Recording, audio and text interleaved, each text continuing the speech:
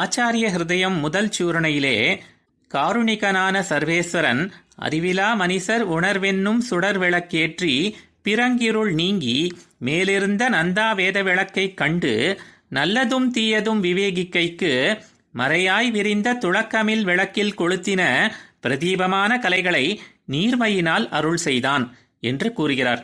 பக்தி என்ற உணர்வு கொண்டு ஞானச் சுடர் விளக்கை நாம் ஏற்றினால் ஸ்ரீமன் நாராயணன் என்கிற அணையாத விளக்கை நாம் கண்டுவிடலாம். இந்த நந்தா விளக்கானது வேதமே வடிவானது.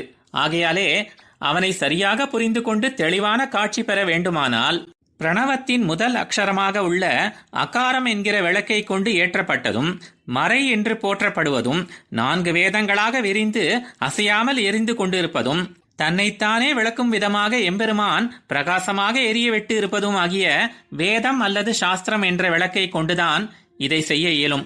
ஆக கருணையே வடிவெடுத்தவனும் தான் பரமாத்மா மற்றவையெல்லாம் ஜீவாத்மா என்ற சம்பந்தம் உடையவனும் எல்லாவற்றையும் நியமிக்கும் அதிகாரம் கொண்டவனும் சுதந்திரமானவனும் ஆகிய அந்த சர்வேஸ்வரன் அறியாமையாகிய இருளில் மூழ்கியுள்ள இந்த உலகின் அறிவிலிகள் மேலே கூறிய ஞான விளக்கை ஏற்றி எல்லையற்ற காலமாக தங்களை சுற்றி அடர்ந்துள்ள இருள் நீங்க பெற்று வேதாந்தங்களிலே அனைத்திற்கும் மேலானவன் என்றும் அனைத்து உயிர்களின் ஆத்மாவாக உள்ளவன் என்றும் நிரந்தரமானதும் தன்னைத்தானே நிரூபித்துக் கொண்டு ஒளிவிடும் ஞானத்தை சொரூபமாக உடையவன் என்றும் வேதங்களால் மட்டுமே அறியப்படுபவன் என்றும் என்று இப்படி உயர்ந்த இடத்திலே உள்ள அந்த எம்பெருமான் ஆகிற அணையாத விளக்கை கண்டு பகவத் விஷயம்தான் நல்லது, அவனை தவிர்ந்த மற்ற விஷயங்களெல்லாம் தீயது என்று பகுத்தறிந்து உணர்வதற்காக பிரணவத்தின் ஒரு பகுதியான அகாரம் என்கிற விளக்கை கொண்டு கொளுத்தப்பட்ட சாஸ்திரங்கள் என்கிற விளக்கை நமக்கு கொடுத்து அந்த பேரருளாள பெருமாள் தன்னுடைய நீர்மை என்ற குணத்தினால் நம்மளவுக்கு இறங்கி வந்து அருள் செய்தான் என்று கூறுகிறார். இங்கு 4 விளக்கு அல்லது தீபம் பற்றி கூறப்பட்டுள்ளது. முதலிலே உணர்வு என்னும் சுடர் விளக்கு, இரண்டாவதாக நந்தா வேத விளக்கு, மூன்றாவதாக மறையாய் விரிந்த துளக்கமில் விளக்கு, நான்காவதாக பிரதீபம் ஆன கலைகள்.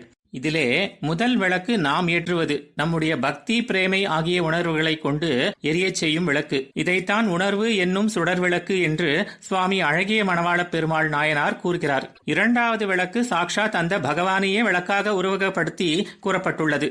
என்றைக்குமே அணையாத ஒளி விளக்கு, அதைத்தான் நந்தா வேத விளக்கு என்று கூறுகிறார். மூன்றாவது விளக்கு யாதெனில் அது எம்பெருமான் சுரூபமாகவே அவனை குறிக்கும் விதத்தில் பிரணவத்தில் உள்ள ஆ என்கிற அக்ஷரம், அதாவது அகாரம் என்று அசையாமல் எரிந்து கொண்டு இருக்கிற விளக்கு, சகல வேதங்களுக்கும் காரணமான பிரணவத்துக்கும் காரணமாய் இருப்பது, தனக்கு ஒரு காரணம் இல்லாமல் இருப்பது இந்த அகாரம்தான். இதைத்தான் மறையாய் விரிந்த துளக்கமில் விளக்கு என்று கூறுகிறார். இந்த அகாரம் என்கிற விளக்கை கொண்டுதான் அந்த எம்பெருமான் வேத சாஸ்திரங்கள் என்கிற விளக்கை ஏற்றுகிறான். திருக்கார்த்திகை தீபத் திருநாளிலே ஒரு விளக்கிலிருந்து மற்றொரு விளக்கு ஏற்றுவோம் அல்லவா, அதுபோல எம்பெருமான் ஏற்றிய இந்த விளக்கைத்தான் பிரதீபமான கலைகள் என்று சுவாமி அழகிய மணவாள பெருமாள் நாயனார் கூறுகிறார். அதாவது அந்த 4வது விளக்கு இதுதான். இதைத்தான் வேதங்கள் சாஸ்திரங்கள் மறை என்றெல்லாம் போற்றி கூறுகிறோம். இதை கொண்டுதான் அவனை ஓரளவுக்கு புரிந்து கொள்ள இயலும். ஆழ்வார் எம்பெருமானார் ஜீயர் திருவடிகளே சரணம்.